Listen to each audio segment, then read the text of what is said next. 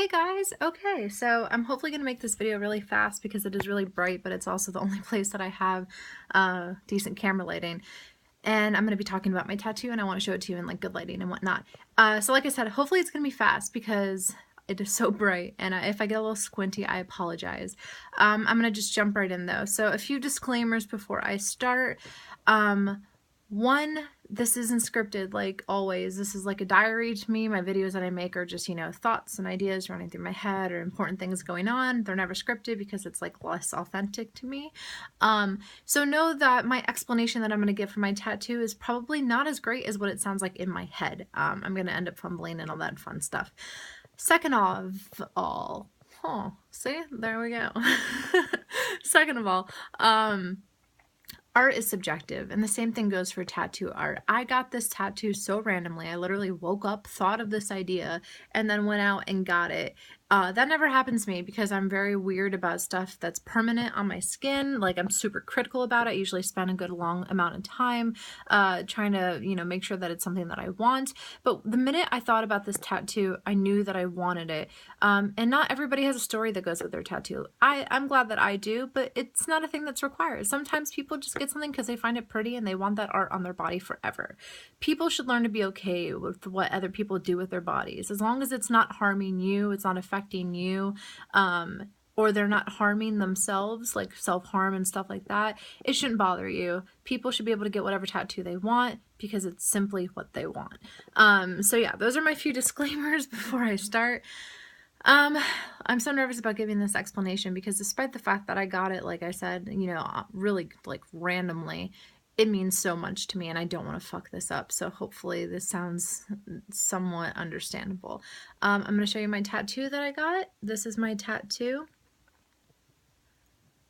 It's really scabby right now, so I apologize, but it says "Once Upon a Time."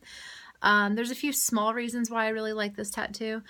One, I wanted something that simply reminded me of my childhood, and I've always been in love with stories and fairy tales and fantasy. It's just who I am, and as cheesy as it sounds, it's something I'm very passionate about. But I also wanted something that was going to sum up my love of every show I've watched, every movie I fell in love with, every book I've written and even, or read and even written. Like, I wanted something that was going to sum up all the stories I ever fell in love with. And Once Upon a Time is like the ultimate, trigger in my head for the opening of a story. When I hear Once Upon a Time, I feel like I'm about to be told something. I'm about to be given a story. And that's, in my mind, a perfect summarization of all the stuff I've ever fallen in love with, like literature and media and television and book and just overall story-wise. So those are the tiny reasons why I got this tattoo, but the big reason is something that's super cheesy. I didn't even think I was going to explain it to people because it's so personal to me. It has a lot to do with what my deepest fear is. And that is losing this idea of love. Let me explain.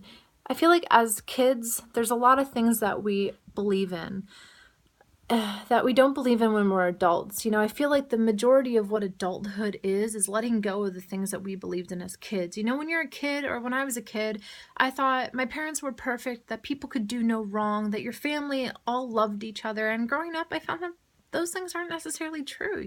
People make mistakes and your parents are human beings and not all of your family likes each other. It's like when you hit a certain age, people stop sugarcoating things for you because you're finally an adult and they don't feel the need to hide the issues that have existed for probably as long as you've been alive. And like I said, part of adulthood, the major part of being an adult and why it probably feels so weird to be in your 20s is because you're building a new you. You're letting go of so many things that you believed in as a kid. And that's hard. It's hard to let go of notions and ideas that you've held for so long because the real world and the adult world is a little bit more complex than the world that you lived in when you were a child. But there's one thing that I refuse to let be taken away from me. There's one thing I refuse to just let go of, like all the other things I've had to let go of with, adulthood. And that is this idea of love.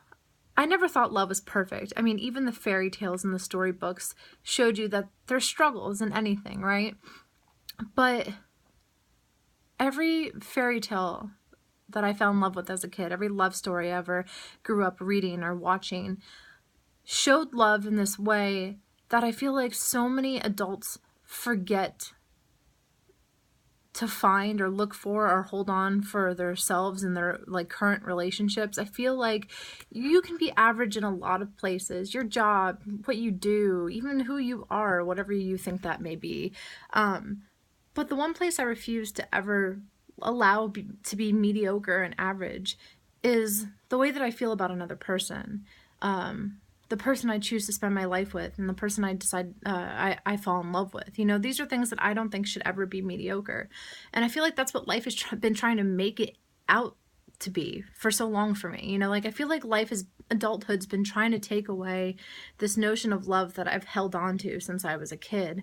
You know, that it should be passionate and selfless, and that it's about finding another person that adds to your goodness, that makes more goodness. It's about giving parts of yourself to another person without ever thinking that you need anything in return.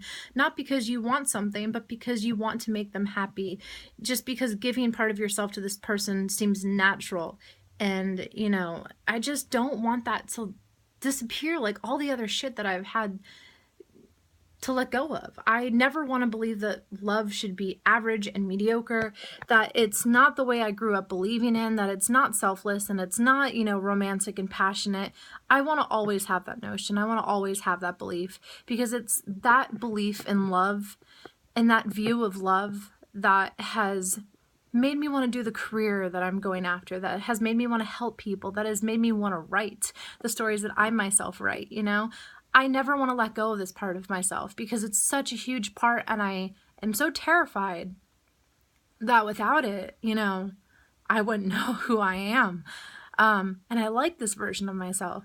I like this version that believes in that idea of love. And it's important to me, and it's important because it fuels everything I do. But I feel like the real world tries to rip that away from us. It tries to make us so much more bland and so much more devoid of magic and so much more, you know, just honestly depressed in regards to love and you know, the people we surround ourselves by. And I'm not just talking about romantic love. I'm talking about love when it comes to friendship and family, you know. I never want to view the people in my life as anything less than spectacular. I never want to view the way that I feel for these people, the people that I love, as anything less than magical. And that's something that I feel like adulthood tries to make me do all the time. And it's something that I try to refuse to give into all the time. You know, I never want this idea of love and the importance of love to be tarnished by growing old. You know, I always want to believe that it's the most powerful force out there, that it's the most important thing out there, because it fuels so much of who I am and what I do. And letting go of that, not only is my biggest fear, but I think it would, if it ever happened, would be my biggest regret. Sorry, I'm like losing my voice. But yeah, so hopefully that made sense.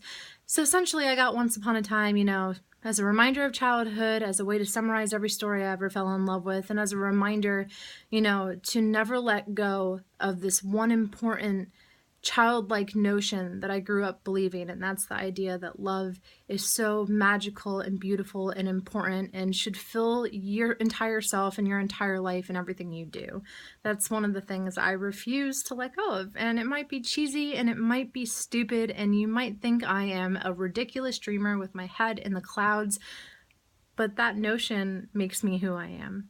And as long as it's taken me to say this, I'm very happy with who I am. So hopefully that made some sense, guys. I don't know. I'll give you one last look at my tattoo and then I'm gonna disappear. So here it is again. It's really scabby. So yeah, this is my tattoo and that is my story. And thank you for listening as always. And I shall talk to you guys later. Bye.